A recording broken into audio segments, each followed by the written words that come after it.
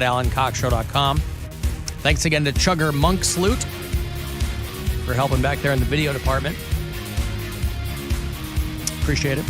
If you listen on the iHeartRadio app to the show, tell me where you do it. I like to know where people are all throughout these United States. Eric listens in Fort Wayne, Indiana. Brent is in Leavenworth, Kansas. Ryan's one of our bureau chiefs out in Seattle. Patrick is in Spring Hill, Florida. And who's a new one? Steve in China Grove, North Carolina. Stevie Joe and Josh in St. Louis. Is this the same Josh from St. Louis? Yes, sir, this is. How are you doing, Alan? What's going on, Josh? Hey, I called twofold. One, to give a shout-out to Bill. Stevie Joe and I watched your latest special the other night, and we loved it. Oh, thanks, Very man. good. Appreciate that. Very good. The jokes you made that cringed the audience were my favorite. It was great. Oh, thank you. Those are my favorite, too. Thoroughly. I mean, that's kind of my thing. Yeah, I enjoyed it thoroughly. Anyway, so I called to defend Poundcake because I would argue that Michael Jackson is probably 10 times the superstar that Taylor Swift will ever be. And I say this because I'm an MJ fan from back in the 80s, and I'm old now, and nobody has ever affected people like Michael Jackson. I have a remodeling business, and I work all over St. Louis. Excuse me. And I happen to be in North St. Louis in the heart of the city where it is super hood. And I was doing a remodel on a healthcare facility that it caters only to black people. And I don't know, it was probably the third day there. I had become friends with all these ladies that worked because it was like they did dental work and medical work, all this in one facility for the people in North City, St. Louis. Alan, you probably know about North City. Yes. Anyway, so I took my lunch in the break room during the Michael Jackson memorial service, and I sat with probably 40 middle-aged to young black women, and they were all crying. And I had to sit there and eat my food, and I am a big Michael Jackson fan. And so I was emotional and sad about him dying, and I had to watch all these people weeping, just crying into their food while we watched the service. And I will never forget that because I don't believe anybody will ever come along that will have a memorial service like that. Paul McCartney, when he dies, maybe. But other than Paul, I can't think of anybody that would have that drastic effect on all these people like I witnessed that day. So, I mean, again, you might be right. My point is simply that the experiences and the way that people I'm not even sure how to put it. They were just two different eras, you know? I mean, Michael Jackson, I think, was 50 when he died, so he had 5 decades of being famous and being a global superstar. Taylor Swift makes 14, 15, and 16-year-old girls love their music. And then now she has like three different high school graduates liking her music. And so, yeah, that is a lot of little girls that are really into it. And well, I got a text from a guy, a former Marine who's 33, straight, has 3 kids, and he loves Taylor Swift. So, I mean, that's probably an anomaly, but okay. But you're probably honest on him. I still think it's just, I don't know. I think MJ had an effect on the 70s and the 80s and the 90s. That's 30 years. Taylor Swift doesn't have that. She shouldn't have 30 years of people. She's got 25 almost. Well, she's also 20 years younger than Michael Jackson was when he died, so she has 2 more decades to see what she can do. But you might be right. I mean, you know. But she's got 3 decades that she's influenced already. Maybe it just grosses me out that people like Taylor Swift so much. Maybe that's what it is. Well, anyway, okay, thank you, Josh. Thank you, pal. Have a good one. All right, don't let it get you down. So there's Josh in St. Louis. Mid-2000s is probably when she started. Teardrops on My Guitar, even I know that one. Well, like when did it? I think it's like 2000. It's like early 2000s, yeah. I don't know. I would say like mid-2000s. I'm largely ignorant to Taylor Swift. And then, I mean, she's coming up on 20 years now of in being very influential. And then also, again, no one's saying that she's bigger, but since Michael Jackson, she's the ones that has had the most 2007. influence. Wow. And there was far in the days of if you wanted music, it was on the radio, and that was it. You know, or if you wanted to see somebody perform on television, you had to turn on The Tonight Show or Soul Train or something like that. It was just less widely available. She gets people. So it's so much more. What I'm saying is I think it's impressive that in such an extraordinarily fractured entertainment environment, she still gets like mobs of people who are into what she's doing. She gets people that never had physical media to buy physical media. Buy CDs at Target. That's impressive. That's a different level because people aren't getting that now. I mean, you can count a few artists that can actually move physical media, and she's at the top of that list. That's why I said that Pure BS should have been released on VHS. It might. There's still time. Still time. If Aaron. we get to a million. I will release it on How VHS. many? How many copies on VHS? I'll do one. 100. Like I'll do 100, yeah. that Wu-Tang CD is Yeah. going to be one VHS cop, Betamax of Pure BS. Hey, Aaron, I'd pay for that. Hey, what's going on? how are you? I'm doing well. How are you? Hanging in? I've been wanting to call for a while. I listened to your show when you guys first started off, and then went to prison for 6 years. Oh, boy. When I came home from prison for 6 years, I found out that Mr. Poundcake was on your show. I went to high school with Mr. Poundcake.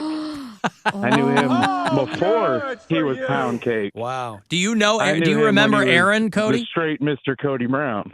So I didn't know Aaron. I knew his brother. His brother was in my carpentry He was class. in class with my brother, and I was very influential to my little brother in his class. Aaron, what did you go in we for? always tried to, prison? Yeah. Bank robbery. Bank robbery. Dang. That's really bro. hot, Aaron. How I'm not much gonna did you lie. get? I did, I wasted 71 months of my life for $11,118. 11,000. You like straight up knocked over a bank, walked up to the teller, did the Yeah. Danny Ocean thing? Yeah. Yeah, I did the Wild Wild West, guns blazing, all that. Wow. That's so crazy. Changed my life for the better, No, I'm that's on the great. straight and narrow, got a very good job these days. At a bank. Family, all that. Right. Aaron, Oh, yeah, at a bank. Very good. what did I you sweep the floors. Yeah. Awesome. what did you take at JVS? I don't remember. Carpentry. Okay, Mr. so- Gresco. So yeah, you were a senior when we were juniors, correct? Yep. Okay. And I always tried to influence you guys to be pro cannabis. Yeah, That you was a guys bad were the influence bad in your kids. class. That- Seems that like would it be- worked out. Yeah. They were the Wait, bad kids doing. There were kids at the JVS doing. They were Drugs? into weed? At Dude, school. There were kids at the JVS that would climb on top of the ductwork and smoke marijuana Sure. during class. Wow. There Yeah. were kids, or there was you and your Yeah, posse. I got suspended my junior year because we brought a case of beer into the lab and ended up having a fight with nail guns, and somebody got shot in the face. These guys Wow. were legends. Aaron was gonna go to jail for something. Fight with I had a nail scandalous guns. youth. I knew it was coming eventually. Yeah. But Aaron, how old are I you? got out So of the way you're early, though. so you're a I'm year 31 older now. than I was gonna say. You're a year older than Poundcake. Okay. Correct. Wow. Yeah, I got all that, full junk out of the way when I was young. You still got the big gauges. Big Oh, gauge hell no. is. What? He had the Oh, gauges no. in his ear. No, that Oh. was my brothers. My brother that passed away and my younger brother. Those Okay. were the two that had the huge holes. Oh, I'm sorry to hear that. Wow. All right, but you're out now and you're doing all right, Aaron? Yeah, all's well on the up and up. Just wanted to call, say hi to my man Cody Brown. Yeah. You knew him when, and Poundcake knew you when you hadn't yet been incarcerated. This was when I was just a law-abiding citizen. He was a ne'er-do-well. I'm just a law-abiding citizen Yeah. smoking pot on the ductwork in school. JVS was so That's lit, all, man. That's it. Yeah, you got to get out there. All right, thank you, Aaron. I'm glad you're doing all right. Alan, I'm 35. I'm straight, single dad, and Taylor Swift's new album is incredible. There you go. I'm the problem. It's you. By the way, did anybody see the interview they did with the father of the kid that shot up that No. club in Colorado Springs? This guy's a piece of work. He's either hammered or he's coked up, or I don't know what. But the apple hasn't fallen far from the tree. Lee Anderson Aldrich is this kid who killed a bunch of people at this gay club in Club Q in Colorado Springs. And, you know, a lot of like Fox News MAGA types are making a big deal about the fact that he's non-binary. Oh, that came up at Thanksgiving. And they're like, what? Yeah, but what does that have to do with him being a murderer? That's exactly what they're like, oh, What? no one's reporting that he's non-binary. And then I That's how we know, is that's what they're reporting. This is the one that they got me a little bit on, that I began to explain that just like identifying as non-binary does not also make you LGBT.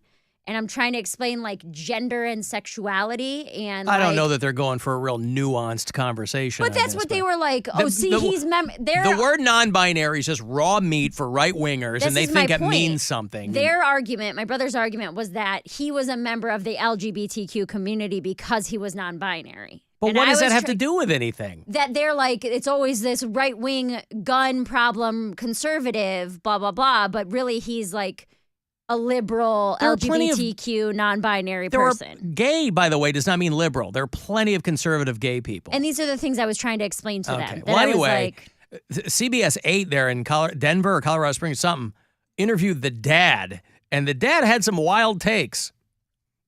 He was mostly he wasn't concerned that his kid shot up a gay club. He was really glad in the original coverage that his kid wasn't gay. He thought that was the big problem.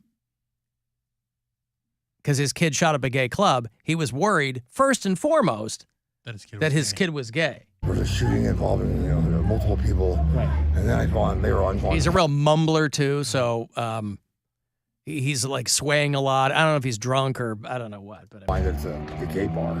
Yeah, right. And I was like, oh my God, is he gay? As a scare, oh my God, shit, is he gay? And he's not gay, so it's well, you guys had here. I should put this on video, shouldn't I? Yeah. You want to watch this on? Yeah, it does add something to it. Yeah, it really does. Yeah, he is a sight. What was trending is people were like, "Boy, Josh Brolin is hitting later in life pretty hard." Oh my God, shit, is he gay? And he's not gay, so it's well, you guys had conversations about that. You were. Oh yeah, I was adamant. Yeah, you were adamant that gay is bad. I'm Mormon. I'm a conservative Republican. And they say he's Mormon? Yeah. He's Mormon. And a true Republican. Yeah. A conservative Republican, and we don't do gay, is what he was saying. So he was super happy that his son wasn't gay. He killed a bunch of people, but listen. What's wrong with his face? Why does he look like he That's Jay Leno. It's some hard living, yeah. Yeah. I can't get answers from the church. Yeah, that's part of it. And then, because they also found out that this kid's grandfather, I mentioned that he was the mayor of a town called Santee, California. It's a suburb of San Diego. And the grandpa is like a MAGA guy. I had a couple people from San Diego who listened say that locals call the town Clan T because it's so white and hardcore conservative or whatever. And I don't know if it's this guy's dad, the grandfather, but he's a big, he talks about how he told his son, the shooter, that violence gets you stuff. Taught him violence at an early age. You know, a lot of times parents, when they find out their kid is a school shooter or something, they're like, oh my God, how did this happen? And we never saw it. He's so sweet. Sometimes it's that. This guy's full on the other way. I praised him for violent behavior really early. I still say that it works. It's instant, and you'll get immediate results. Is he proud? Always gives you. He's very proud. Very proud. I taught him. This sounds proud. Oh yeah. No, I'm saying, is he proud that he killed the people? Oh, I don't know about that. He sounds like I taught him. Look at him go. I think since they're gay people, they probably don't count to this guy. Wow. Is the vibe that he's giving off here. It's instant, and you'll get immediate results. And you'll always give you ones you're good at fighting. Had you taught him more tolerance? Let me be direct. Do you think no. He would have been more tolerant of gay people? Apparently. I think that my anti-gay, anti-Semitic, they come from conservative writing. I'm a conservative extraordinaire, and I've been very vocal. Conservative extraordinaire. This guy's hammered or high or something. I don't think he has teeth. I don't know what's going on, but he's all over the about place. That. I support Randy Vopel for his grandpa. I love Randy. It's a lot of Randy Vopel is he's like I support him. I'll give it back to you there on the live stream. That's the grandpa. He's full on like, January 6th was awesome. Best thing ever happened to us. So, yeah, you're used to seeing parents interviewed when their kid kills a bunch of people. And they're sobbing. They're like, I don't know how this happened. I raised a Right. monster. They don't want to be Of course, hounded. I still love him. This like, guy's that kind like of stuff. full on like, oh, I was so relieved to find out my son wasn't gay. He's just a mass murderer. That's the best part. He's not gay. He just killed a bunch of people. So, yeah, that's pretty wild. Okay, so People are saying says, he's definitely on meth. He says he's a Mormon and things, but that's still against their religion. Yeah, well, Like, not all killing's a big Mormons. one. Yeah, it's a huge one. This guy doesn't sound like an active, like, upstanding member of the church. It sounds like There's also conservative Republicans who don't want you to kill a bunch of people in the That's club what I either. mean. Yeah, he's conflating a lot of things here with he's a bad guy. pretty wild. I don't know anything about the guy other than he's the shooter's dad, and they did a full-on interview with him. I mean, this is just like the last shooting at Pulse. The guy, they were talking about him. He was a DL dude that was like meeting guys on Grindr. They saw him on there before. So it's always like these DL dudes who weren't accepting or, just don't want to be a part of the community, and they hate themselves. So they kill other people. Well, there was some controversy about the Pulse shooting because there were people that said that his motivation wasn't to kill a bunch of gay people. Then what was it? When you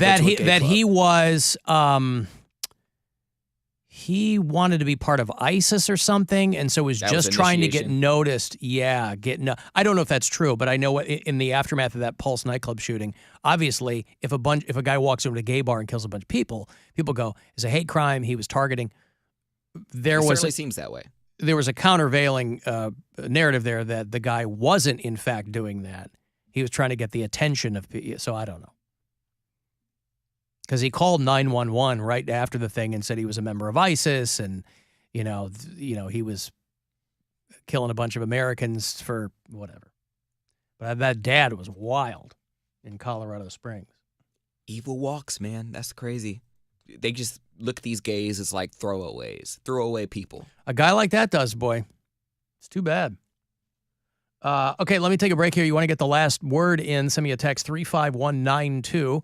Cavs in Toronto tonight to play the Raptors at 7:30 here on MMS. So 7 o'clock is when that pregame will get. The Alan Cox Show. On our free iHeart